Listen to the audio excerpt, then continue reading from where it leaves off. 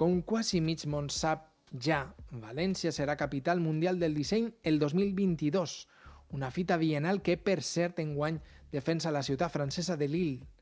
I ara preguntem per la situació a Lille, al director estratègic del que serà segurament un revulsiu social i econòmic per al cap i casal de la Comunitat Valenciana el 2022.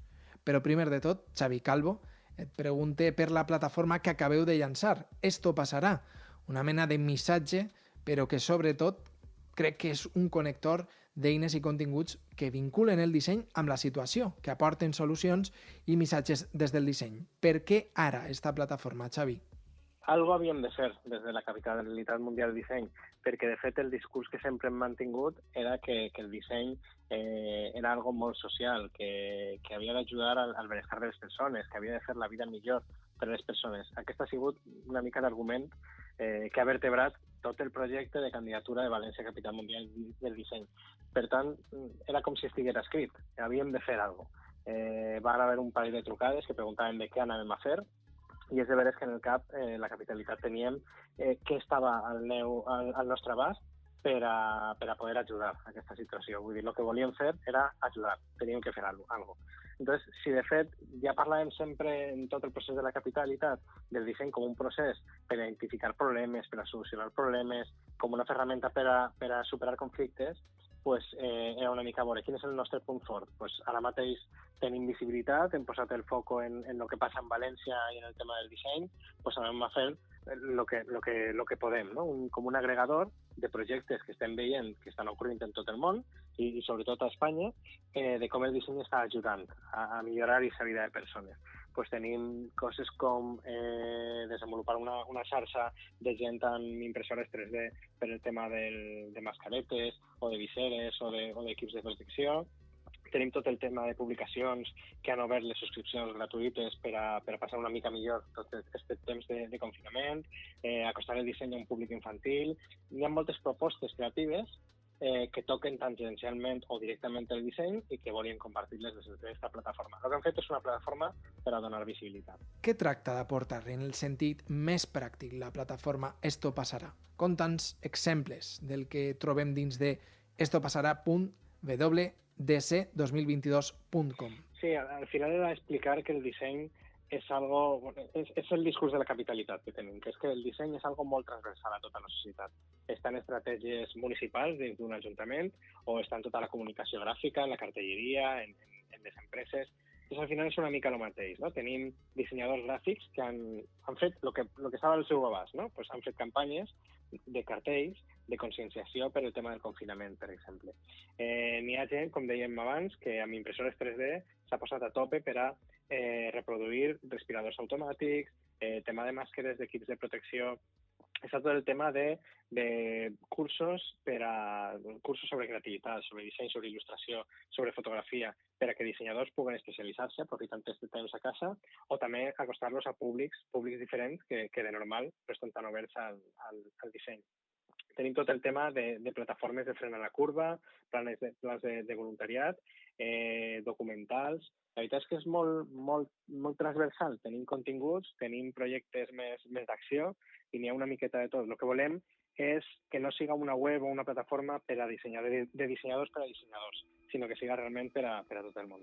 Heu agafat el nom de la falla d'Steve. És una manera d'estirar la seva simbologia? N'hi havia coses que venien una mica quasi com ja preplantejades.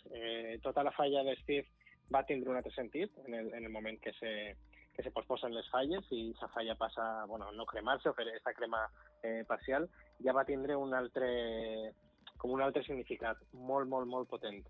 Nosaltres ens vam sumar a això també passarà, ho vam resumir en això passarà, i això va coincidir en una sèrie de xerrades que vas tindre en tres grans ideòlegs de tota la capitalitat que van ser Vicent Llorenç, de la Marina, Vicent Martínez. Vam arribar una mica a aquesta conclusió de que el que havíem de fer era sumar-nos a aquest missatge que la gent estava agafant quasi com a propi, no? Ens estàvem agafant ahir al tablero de fusta que n'hi havia en la mar i tots ahir per animar-nos uns a l'altres. La plataforma va arrelada a un manifest. Calia este manifest, esta acció? Conta'ns, què fixa aquest document, aquest manifest? Jo sobretot era, sí, ho havíem comentat abans, tota aquesta vessant social. Sempre hem dit que la capitalitat anava a ser algo molt social. Bueno, pues això ha sigut l'oportunitat per a demostrar-ho, bàsicament. En aquest manifest el que fèiem era explicar això, que la web pugui ser més dinàmica i si vols més informació vas a aquest manifest, però al final és explicar que aquesta plataforma tenia sentit des del primer moment, perquè el que volíem era que la gent participara amb solucions molt més socials, més enllà d'un disseny que siga bonic o una cadira que siga més còmoda. Per cert, quina és la situació de Lille? A França i hauríem d'estar fent totes les activitats del seu any ara mateix, com a capitalitat mundial del disseny, i no sé què està succeint. Lille, malauradament, ha pisat el freno i ha hagut de parar directament. Perquè, clar, tot el que teníem plantejat, Lille és la capital mundial del disseny igual, i han hagut de parar en seco. Tot eren eventos internacionals, van començar, ja fa 2 o 3 setmanes les cancel·lacions de ponents internacionals i al final tancar espais també, vull dir, per a ells ha sigut un desastre. La veritat és que han hagut de parar-ho tot i no saben encara què faran. Així que, bueno, pues, desafortunadament, pues, ells no estan en el... Ha sigut una mica complicat per a ells. Entenc que vosaltres continueu treballant al límit en l'any 2022. Esta situació afectarà en alguna cosa? Sí, realment, a veure, avui això no interfereix per a res en el projecte de la capitalitat. En què podria estar directament implicat? En un tema de recursos financers? Pot ser, vull dir, dependrem de patrocinis. Si aquests patrocinis d'ací 2 anys no se reactiven, doncs, bueno, haurem de reformular tot el tema del programa de la capitalitat. A veure, no m'ho plantege tampoc, t'ho dic com a resposta a la pregunta. Soc prou pragmàtic en tot, entonces en aquests moments el que n'hi ha és el que n'hi ha. Estem molt volcats en aquesta plataforma per ajudar ara mateix i bueno, pues en el futur hem de reformular. Som expertos en fer estructures més elàstiques o projectes més grans, projectes més menuts.